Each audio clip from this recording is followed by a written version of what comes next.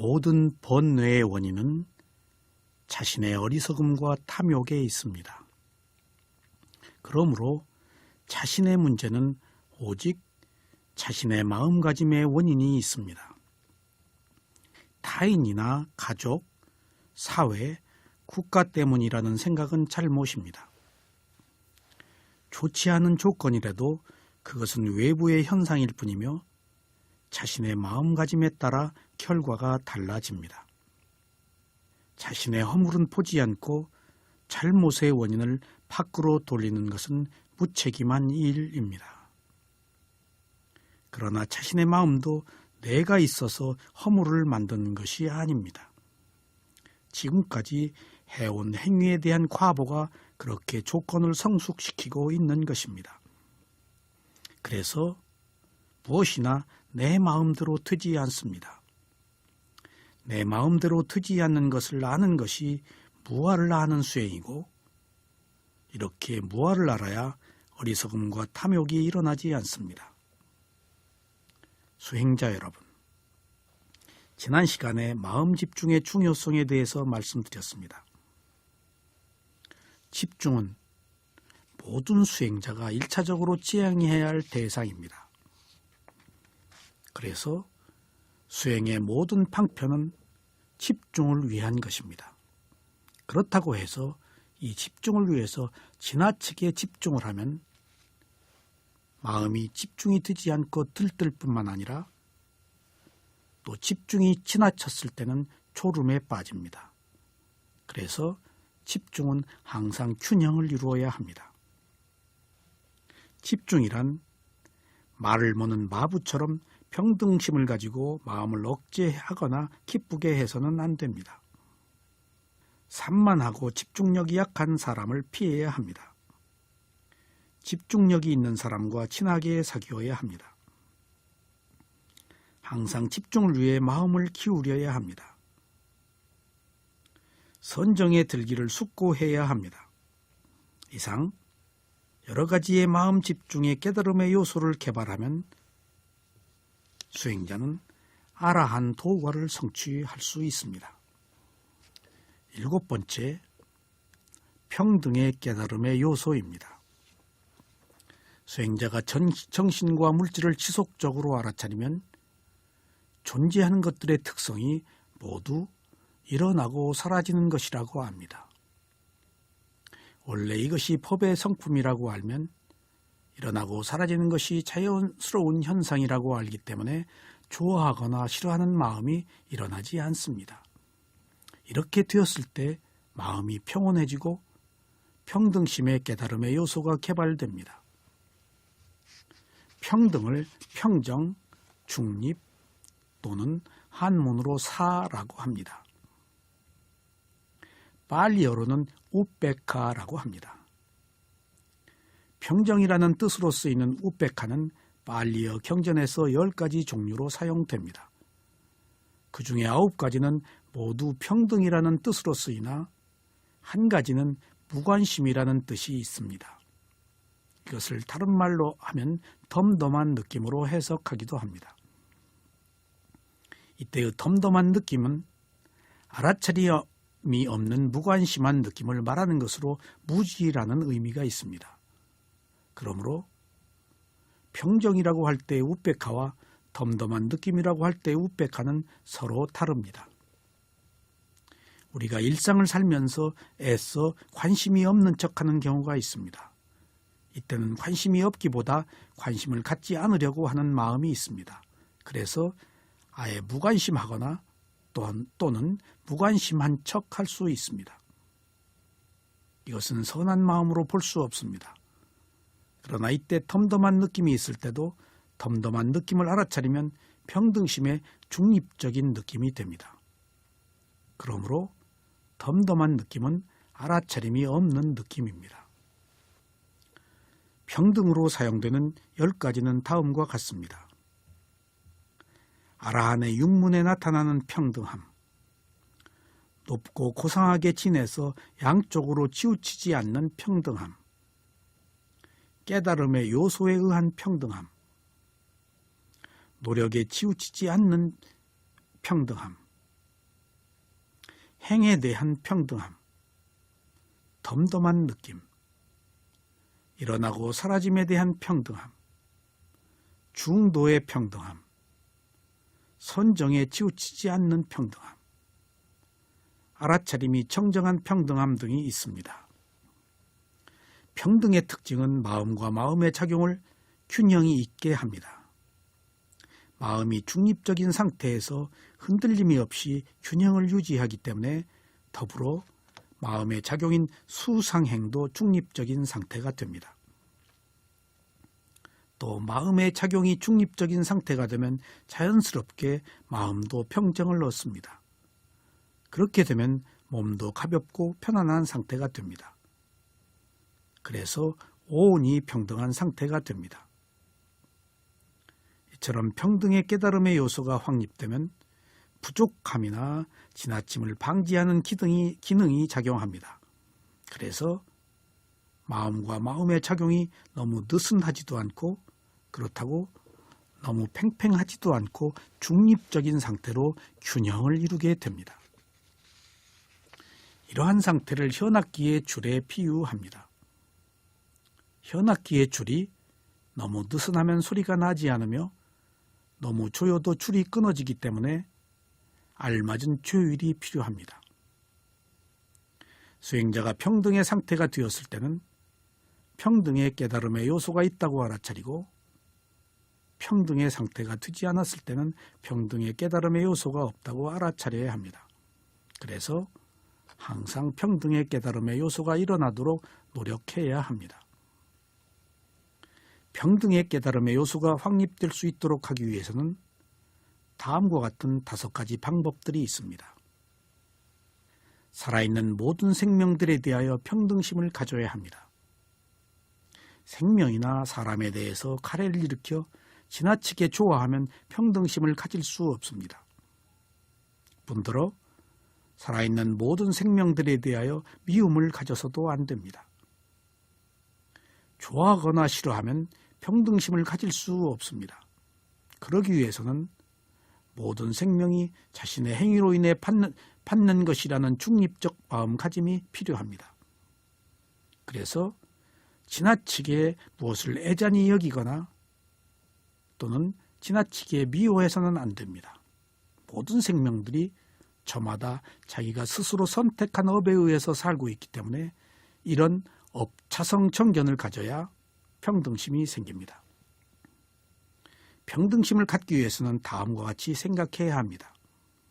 나는 과거에 쌓은 업 때문에 여기에 태어났으며 나 자신의 업 때문에 여기를 떠날 것이다. 그러면 내가 가래를 일으키는 존재는 누구인가? 이렇게 알아차리면 평등심을 갖기가 쉽습니다. 사실 모든 생명은 그 순간의 몸과 마음이 자기가 지은 업에 의해서 일어나고 사라지는 것입니다. 이때 행위와 행위에 따른 과보만 있지 나라고 하는 실체는 없습니다. 그렇다고 한다면 자신에 대해서나 다른 생명에 대해서도 평등심을 유지할 수 있습니다. 재산이나 물질에 대하여 가래가 일어났을 때는 이 재산은 내가 소유하는 것이 아니고 잠시 사용하는 것이라는 알아차림이 필요합니다. 누가 가진 것이든 재산이나 물질은 영원한 것이 아닙니다. 이것들도 때가 되면 나의 의지와 상관없이 사라집니다. 그리고 죽을 때 가지고 갈 수도 없습니다. 그러므로 이 재산은 때가 되면 언젠가는 사라질 것이다 라고 알아야 합니다. 이 물건은 언젠가 부서질 것이고 사라질 것이다 라고 알아차려야 합니다. 다른 생명들에 대하여 평등심을 갖지 않고 이기적인 사람을 피해야 합니다. 이기적인 사람과 함께 있으면 그 파장으로 인해 평등심을 갖기가 어렵습니다. 그러므로 그런 사람을 만나지 않는 것이 좋습니다. 이기적인 사람은 이기적인 것을 포기하려고 하지 않습니다. 또한 지혜가 있는 사람은 진리를 포기하려고 하지 않습니다. 그렇다면 서로 만나지 않는 것이 상책입니다.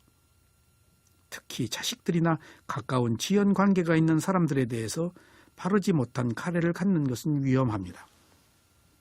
자식은 나의 소유가 아닙니다.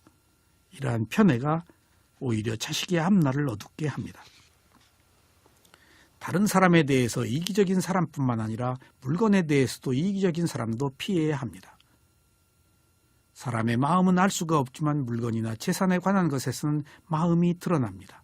그러므로 자기 물건에 대해서 인색한 사람은 마음이 인색한 사람이므로 피해야 합니다. 이런 사람과 가까이 하면 평등심을 갖기가 어렵습니다. 모든 일에 대하여 평등심을 갖도록 마음을 기울여야 합니다. 평등심은 저절로 되는 것이 아닙니다. 알아차림과 법의 고찰과 희열과 평안과 마음 집중의 과정을 거쳐서 평등의 깨달음의 요소에 이르지만 이 단계도 내가 얻은 것이 아닙니다. 다만 이 상태의 마음을 가졌을 뿐입니다. 그러므로 이 상태가 계속되는 것이 아닙니다. 계속해서 수행을 하면 다음 단계의 도과를 성취할 수가 있고 아니면 수행의 지혜가 바닥으로 떨어질 수도 있습니다. 그러므로 항상 현재의 상태를 있는 그대로 알아차려야 합니다. 이상의 깨달음의 7가지 요소는 단지 깨달음으로 가는 과정의 단계적 지혜이지 이것 자체가 깨달음은 아닙니다. 이러한 7가지 깨달음의 요소가 있을 때는 있는 것을 알아차리고 없을 때는 없는 것을 알아차려야 마지막 지혜의 과정에 이릅니다. 그래서 평등의 지혜 뒤에 적응의 지혜와 성숙의 지혜를 거쳐 도의 지혜와 과의 지혜에 이릅니다. 그리고 열반에서 깨어나서 회광반조의 지혜를 얻습니다. 이렇게 해서 이런 것이 바로 수다원의 도과입니다. 수다원의 도과에서 계속해서 수행을 하다가 다시 사다함의 도과를 성취하기 위해서 똑같은 수행을 새로 시작해야 합니다. 이렇게 해서 마지막에는 아라한의 도과에 이릅니다. 부처님께서는 이상 7가지 깨달음의 요소를 모두 갖추게 되면 비군이나 남녀 제가자나 누구나 아라한의 도과를 성취할 수 있다고 말씀하셨습니다. 그래서 괴로움뿐인 윤회에서 벗어나 지고의 행복을 얻을 수 있다고 하셨습니다. 여기에 어떤 특정인이나 특정한 종교는 필요하지 않습니다. 왜냐하면 이 법은 부처님께서 만드신 법이 아니기 때문입니다. 부처님께서는 이 법을 찾아내시고 몸소 체험하신 뒤에 우리들에게 이 길로 오라고 말씀하셨습니다. 그러므로 몸과 마음을 알아차리는 실지하는 법은 부처 이전부터 자연 현상계가 가지고 있는 가장 수승한 법으로 전해져 온 것입니다. 부처님께서 찾아내신 이 법을 아무리 말해도 자신이 선택하지 않으면 아무 쓸모가 없습니다. 그래서 가장 위대한 법이 있어도 이것을 필요로 하는 사람에게 법이지 그렇지 않으면 일고의 가치도 없는 것입니다. 수행자 여러분, 이것이 법의 진실입니다. 부처님께서 이 법을 가르쳐 주셨지만 이 법은 얻는 사람의 것입니다. 그래서 수행자들의 스스로의 노력만이 법을 알게 할 것입니다. 수행자 여러분, 이와 같이 수행자는 안으로는 자기 자신의 7가지 깨달음의 구성 요소를 알아차려서 이것들을 이루도록 해야 합니다. 그리고 밖으로는 다른 사람의 7가지 깨달음의 구성 요소를 알아차려서 이것들을 이루도록 해야 합니다. 위파사나 수행이 완전하기 위해서는 자신의 문제만으로는 완성될 수가 없습니다. 항상 나와 남이 함께 있어야 합니다. 만약 나만 안다면 그것은 완전한 것이 아닙니다. 수행자 여러분, 보다 완벽한 지혜를 얻기 위해서는 항상 자신의 문제와 함께 상대의 문제도 배려해야 합니다. 그래서 먼저 자신의 문제가 해결되면 자연스럽게 상대의 문제도 받아들여서 수용하는 지혜가 나야 비로소 열반에 이를 수 있습니다. 반쪽으로는 결코 열반에 이를 수가 없습니다. 나와 남이 모두 해결되었을 때 완전한 열반에 이를 수 있는 것입니다. 수행자 여러분, 다른 사람과의 문제가 해결되지 않았다면 결코 자신의 문제도 완전하게 해결된 것이 아닙니다. 그래서 부처님께서는 매 장마다 안과 밖과 안팎을 알아차릴 것을 말씀하셨습니다. 7가지 깨달음의 구성 요소를 알아차린다는 것은 이들 깨달음의 요소들과 함께하면서 지내는 것을 말합니다. 이렇게 할 때만이 아라한의 길로 나아갈 수 있습니다. 수행자 여러분, 우리는 지금까지 7가지 깨달음의 요소를 공부했습니다. 우리는 이 7가지 깨달음의 요소를 단계적으로 공부해서 마지막에 평등심의 깨달음의 요소에 이른 뒤에 더 지혜를 발전시켜서 도과를 얻는 열반을 성취해야 합니다. 수행자 여러분, 흔들림 없는 노력으로 이상 7가지 깨달음의 요소를 알아차려서 모든 수행자들이 도과를 성취하시기를 삼가 기원하는 바입니다.